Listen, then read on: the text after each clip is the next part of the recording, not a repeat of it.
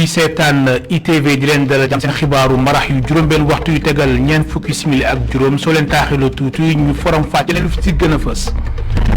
bokk na si lu si gën a fës ay faux test yi nga xamante ni yu doy waar la te waa IRESSEF seetlu ko. waa IRESSEF jàpp ni dafa am ay agent de santé yi nga xamante ni dañuy jox ay nit ay test yi nga xamante ni jaaduwul benn yoon ñu ni test yooyu dañ ko falsifié loolu professeur Souleymane Mboup di ko naqarlu dañ si ànd ak Babacar Seck si biir xibaar yi. wàllum wér-gu-yaram ba tey ci biir xibaaru marax yi ak tamit ñàkku yi ndax gis nañ askanu Sénégal ñu bëre si ñoom ñu ngi song bu baax a baax district sanitaire yi bokk na si Gaspard Camara foofu gis nañ ni nit ñi ñu ngi dem di ñàkku bu baax a baax suñu naataangoo bii di Seynabou Babou dina si ñëw ñun si biir leeral na xamal nañ ni jamono ji lu mat ñetti téeméer ak juróom fukki nit tamit ñu ngi dem di ñàkku suñu nemmeeku bu baax tamit wàllum test yi juróom-ñaar fukk nañ doon nemmeeku waaye jamono ji lu mat ñaari téeméer dañ koy nemmeeku ci foofu la. leneen tamit lu fës si biir xibaar yi bokk na si tamit téeméer ak fanweeri étudiant ak juróom-ñaar yu nekk ci école interétat des sciences vétérinaires ñu bëri xamee que si école vétérinaire nekk fii si Ndakaaru ñoom dañ leen aaye ñu def seen examen tey jii rek ñu doon janoo ak taskatu xibaar yi ndax nee nañ état wu Sénégal dafa amel seen école juróom-ñetti téeméeri millions si suñu xaalis boobu la suñ ko fayul école bi yooyu la nango duñu mën a amal seen examen soo leen taxilo tuuti mbokk téléspectateurs yi ñu forom fàcc leen lu gën a fës si xibaaru marax yi.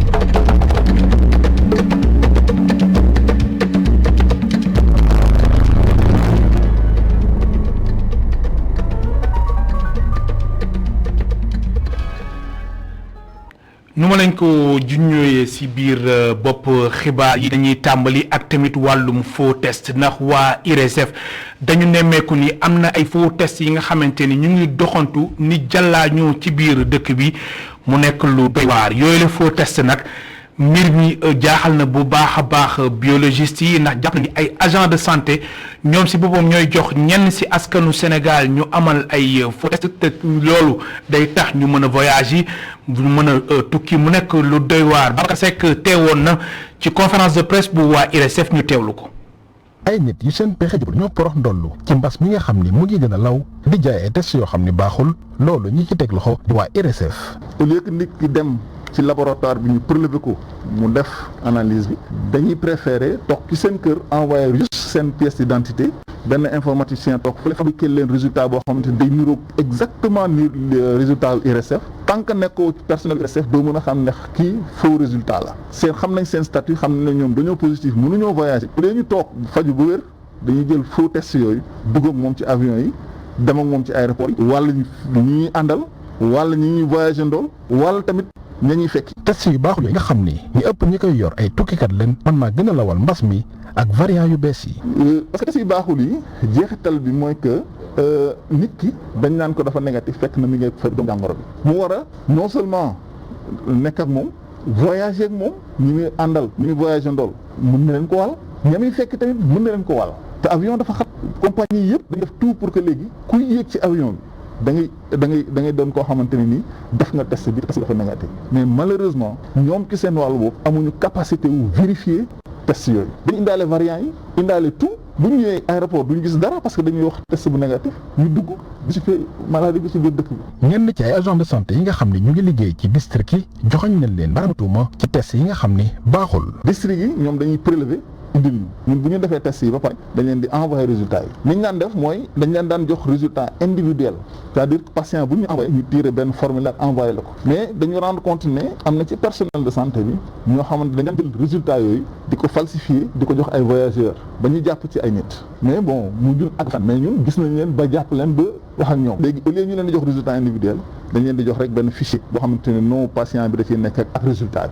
bi. ñetti nit jot nañ leen teg loxo ndax dañ doon jëfandikoo ay test yoo xam ne baaxul waaye ñi nga xam ne ñoo jiite laboratoire yi ñu ngi laaj kilifa yi ñu gën a farlu ci test yi te nga xam ne ñu ngi ciy def naka sudul noonu ñu teg leen loxo. Babacar Seck sa boobule jamono nit ñi tamit ñu ngi dem bu baax a baax di songu centre de santé yi ngir mën a ñàkku benn si ñoom bokk na si centre de santé bu Gaspard Camara foofu lu ñu fa nemmeeku mooy ñi ñëw di ñàkku surtout ñi nga xamante ni ñëw di jël Johnson ñu ngi fa fees dell ndax soo xoolee bis bu yàlla sàkk ñetti téeméer ak juróom fukki nit ñu ngi fa di ñëw wala tamit jàpp ñeenti téeméer ngir mën a ñàkku ngir yàlla musal leen ci ñetteelu vague bu Covid-19 c'est boobu la jamono ñi nga xamante ni dafa ñëw ngir def test si ginnaaw juróom-ñaar fukk nañ fa daan nemmeeku waaye jamono ji bis bu yàlla sàkk ñaari téeméeri doomu aadama dañ fay ñëw ngir amal test loolu yëpp ngir moytu bu baax a baax ñetteelu vague bu Covid-19 reportage Seynabou Babou ak Seydina Mbaye. ñoo ngi fii ci centre de santé bu Gaspard Camara. waaw madame. bu ñu sukkandikoo ci majoru bii les centres 350 ba jëm 400 personnes ñoo ngi leen di vacciner bés bu nekk bi ñu jotee vaccin bu bees bi ba tey. influence bi nii lay demee parce que cas yi yokku nañ nit ñi ngi dee nit ñi tiit nañ parce que maladie bu njëkk nit ñi gëmuñ ko woon mais yaakaar naa ne léegi même yow fekkee dalul la sax dal na ku la jege wala mu dal sa mbokk donc loolu tax na nit ñi di ñëw biir di vacciner loolu moo tax influence bi gën a am. Par jour, nous, on vaccine 350 par jour, 300 à 350 par jour. bu ñii di vacciné wu am na ñeneen ñoo xam ne ñoo leen di testé matuwaay yi ñu war a jël yépp nag jël nañ ko ngir jàngoro ji bañ a law ci hôpital bi ñaari buntu benn pour ñi nga xam ne dara dalu leen beneen buntu pour ñi nga xamante ne yaakaar nañ ne doomu jàngoro bi moo ngi ci ñoom. li ñu testé seetlu nañ ni yokk na bu baax a baax par rapport ak yeneen vague yi troisième vague bi nañ ko gisee maladie yi bari nañ ñu donc maladie bu ñu bëree contact yi bëri bon ñëppay bëgg ñëw. Bénéficiaire du test donc effectivement ñi laaj ñi fiy ñëw pour vraiment am jot ci test boobu bari nañ lool ñu ngi testé gën ngaa néew ñaar téeméeri nit gën ngaa néew par bés. test yu bëri yi nag ñuy amal bés bu nekk dafa am ay njeexital ci résultat yi. Normalement résultat yi ci ñaari fan la 48 da nga gis résultat mais ak demande bi ni mu yokkoo nii. mën nañ dem ba 72 heures voire 96 heures pour avoir les résultats. troisième vague bu Covid-19 nag moo ngi lëmbee àdduna bi rawatina fii ci Sénégal ay cas yuy gën di yokku ay nit yu ñàkk seen bakken tax na ba askan wi di daw ci centre de santé yi ngir ñàkku ji. mu nekkoon reportage bu Seynabou Babou ak Seydina Mbaye mi nekkoon ci caméra bi tolluwaayu mbas mi nag. tiital na trop njiitu PSD jant bi di Mamour Cissé ni dafa jot état wu Sénégal jël ay responsabilitéem indi ay daan yu am solo si ñi nga xamante ni mu ñu fexe ba respecter mesures barrières yi Mamour Cissé tamit di naqar lu baax ñi nga xamante ni dañ jàpp ni njiitu réew mi président Macky Sall moo fi indi troisième vague mu loolu amul benn yoon Mamour Cissé tey ji suba moo nekkoon ganu invité Tok Tok Sénégal invité matinal Tok Tok Sénégal ak mi ngi Maram Ndiaye ñu teewlu la. mbas mii di coronavirus di gën di jéggi dayoo limu ñi nga xam ni ñoom ñoo di ñàkk seen bakkan doon loo xam ni ëlëm na lool njiital parti social démocrate di PSD jant bi moom Mamour Cissé jàpp ni rek mbir mi le lu jara tiit la. ñëpp dégg nañu directeur cimetière bi li mu wax plus de 300 à 350 morts par semaine kooku ku mu tiitalu xaw ma lu lay tiital ñaareel ba CTT ku ko dem xooli dégg nañu mis ay gosses yu am 17 ans 22 ans 30 ans ñi doon foog ne que duñ leen laal mu laal kon lépp lay laal tey surtout delta bi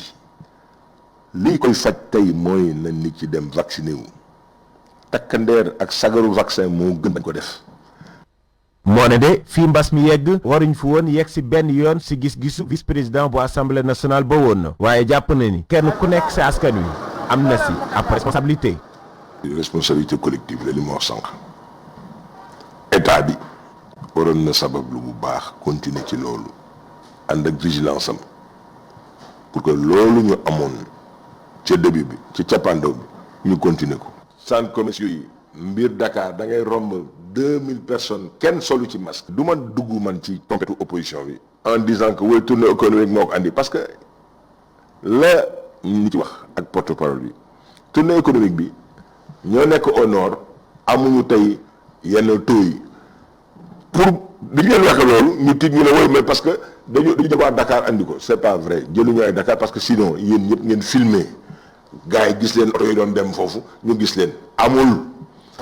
naka la ñu war a mën a def nag ba mën a jàmmaarlu variant delta nga xam ni jamono ji ma ngay lëmbee Sénégal moom njiital PSD jant bi kàddoom leer na jàpp na ni faw rek yat bi dal si ñi nga xam ni ñoo dul sàmm ko digley kër docteur. nañu bàyyi nañu wàcc policiers yi gendarme yi ci tali bi képp ku ñu gis ci tali bi soluloo masque parce que ta liberté kat suppose des responsabilités liberté ak responsabilité moo ànd mais mënuñu la bàyyi ñuy génn ci mbedd mi pour nekk un danger pour la République pour les citoyens kon ku génn ci mbedd mi da nga war a assumer ses responsabilités mooy lan mooy nga sol masque sol sa yore sa gel soo ko yorewul mais ñu pénaliser la première fois bi nga def ko ñu daan la 10 000 francs wala 5 000 francs deuxième fois bi nga def ko ñu daan la ko mais nag su ëmmatee waree troisième fois ñu tëj la 1 mois ferme tàngaay bi jàpp la nga xam sa bopp. xam-xamam màcc ci wàllu koom moom Mamour Cissé ma ngay ñaax bu baax a baax nguurug Sénégal di leen xamal ni tëjaat askan wi loolu mënul doon saafara benn yoon ndaxte suñu koom-koomu réew du ko mën a attan. mi ngi madame Ndiaye dañuy dese ni ak Mamour Cissé jiite PSD jant bi ndax tamit àdduna ci wàllum ñetti membre yi nga xamante ne ñu ngi koy xaar ni ñu war leen nommer ñu nekk ci conseil constitutionnel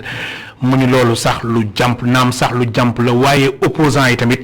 dañu war tamit sàkku ñu taxawal wala ñu nommer juge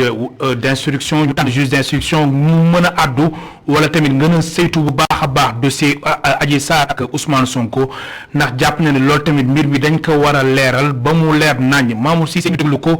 ci micro mi ngi Maram Ndiaye. opposition bi ni mu waree kaas pour ñu teg ñetti membre conseil constitutionnel noonu la war a taxaw ci thème pour que ñu nommer juge d'instruction tam war ñu joxe impression kumba am ndey kumba amul ndey mais la waraloon mars bi lan la woon mais c'était li ñu jiiñoon Sonko waaw mais Sonko ak Adji Sarr kenn du xam affaire bi fu mu tëll nu mu demee dañu war a yeewu suba tey rek yóbbu ko en perte de profit sur quelle base il y a eu des morts ñu toj ay kër jàmbur yàq fi ay alalu jàmbur mais waruñu dem jusqu'au bout qui a peur de qui et pourquoi mais nañu nommer juge d'instruction pour que ñu xam ci affaire u Adji Sarr ak Sonko bi fan la tam c'est un minimum c'est une exigence aujourd'hui de la démocratie pour ñu xam ci li mu nekk kon c'est essentiel que ñu xam loolu. ñu àddu ci wàllum éducation wàllum njàng bi ak tamit étudiants yi nga xamante ni ñoom ñoo nekk ci école inter-état des sciences vétérinaires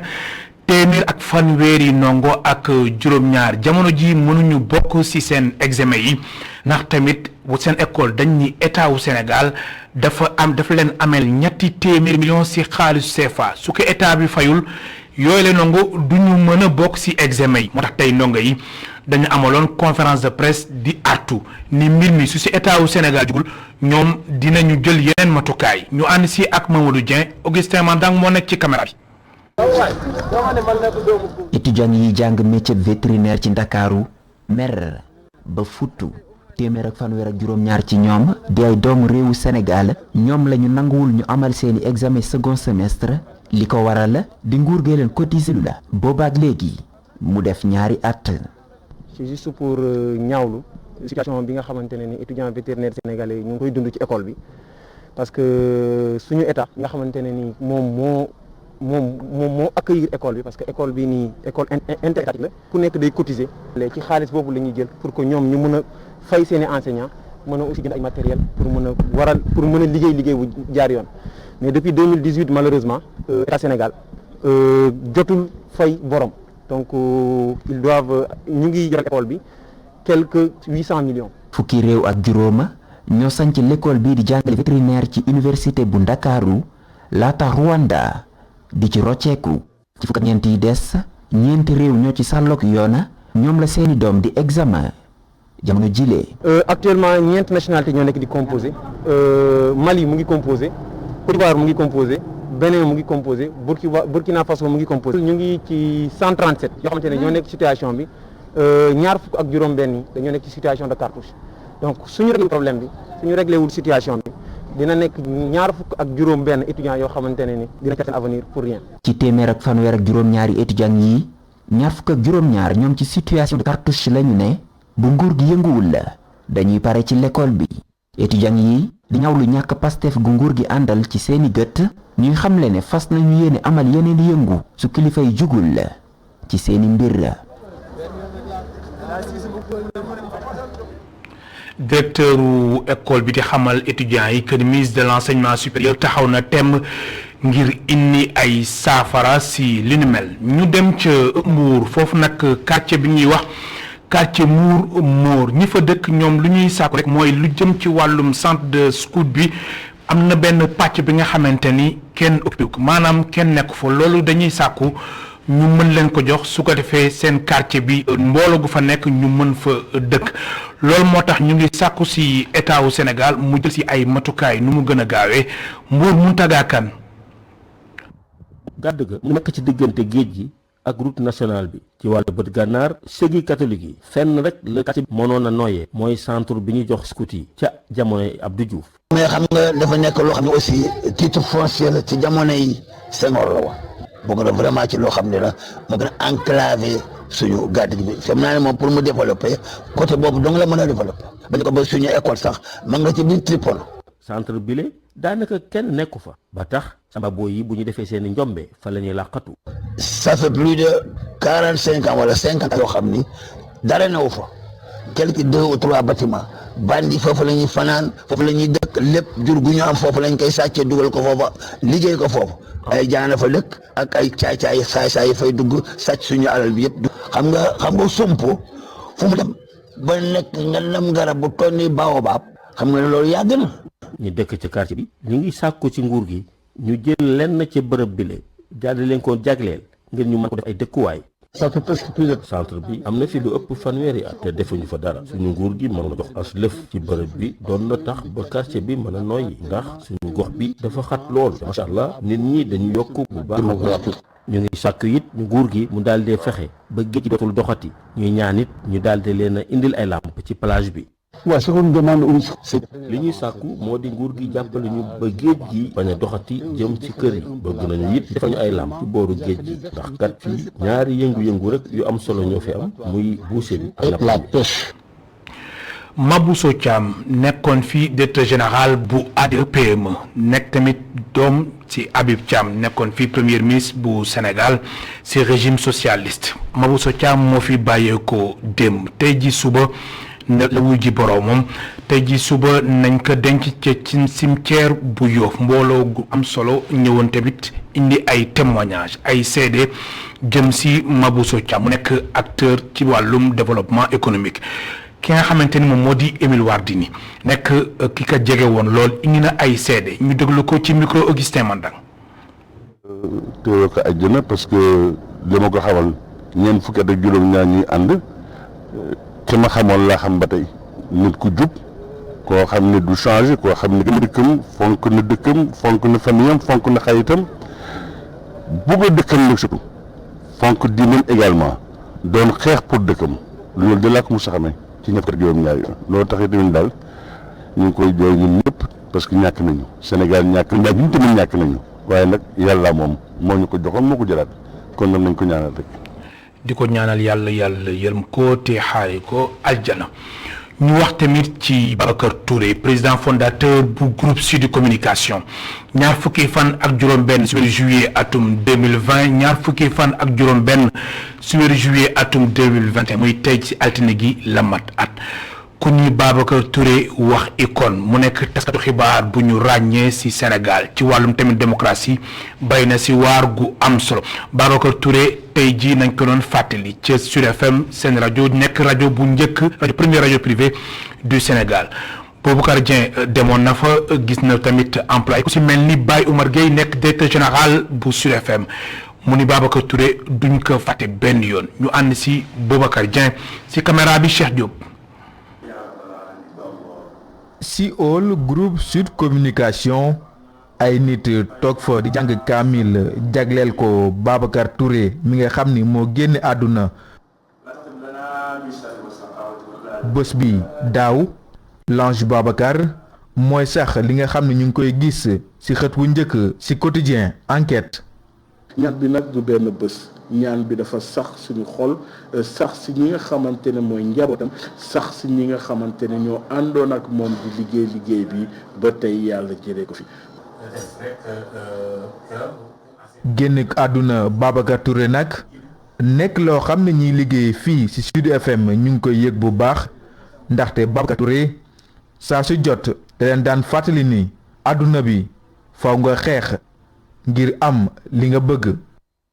ku nu mel boo ko ñàkkee di nga ko yëg bi mooy wéetaay bi d'abord yëg bi mooy ki nga xamante ne fu mu toll mi ngi doon saytu di xool fan ngeen toll ci liggéey bi yëg bi mooy ki nga xamante ne mi ngi leen di accompagner ci liggéey bi yëg bi mooy ki nga xamante ne foo toll mi ngi lay fàttali li yaay kan fan bi ak li nga xamante ne moom nga war a incarner comme responsabilité comme contenu comme esprit bi nga xamante ne moom moo sous-tend liggéey bi ñuy def bés bu nekk mais aussi xam Sud lan lay incarner lan lay représenter lan la war a doon comme doxalin. BT toujours parmi nous maanaam Babacar Touré ba léegi mu ngi ak ñun mooy li nga xam ne moo fës ci quotidien bi di Sud Quotidien di journalu groupe Sud Communication. daanaka sax bi Babacar Touré génnee àdduna bërëb bi nga xam ni moom la ñu jagleel taskatu xabaar fii ci Sénégal moom lañ ko tuddee moom mi nga xam ni nag moo fi njëkk a taxawal rajo privé fii ci Sénégal ci atum 1994 Babacar Touré bokk na itam ci nga xam ni ñoo samp li nga xam ni moo di kuréel gi ëmb képp ku yëngu ci wàllum information ak communication ci Sénégal. Boubacar Dieng jëla jaajëfal bu baax a baax Babacar Touré yal na ko yàlla yërëm xaare ko àjjana mu nekk référence benn icône fii si wàllum taskatu xibaar fii si réew mi Babacar Touré nga fàtte mukk benn yoon mbokk téléspectateurs yi li moo fi ruuse woon si xibaaru marax yi di leen gërëm baax di leen sant si kanam tuuti 19h45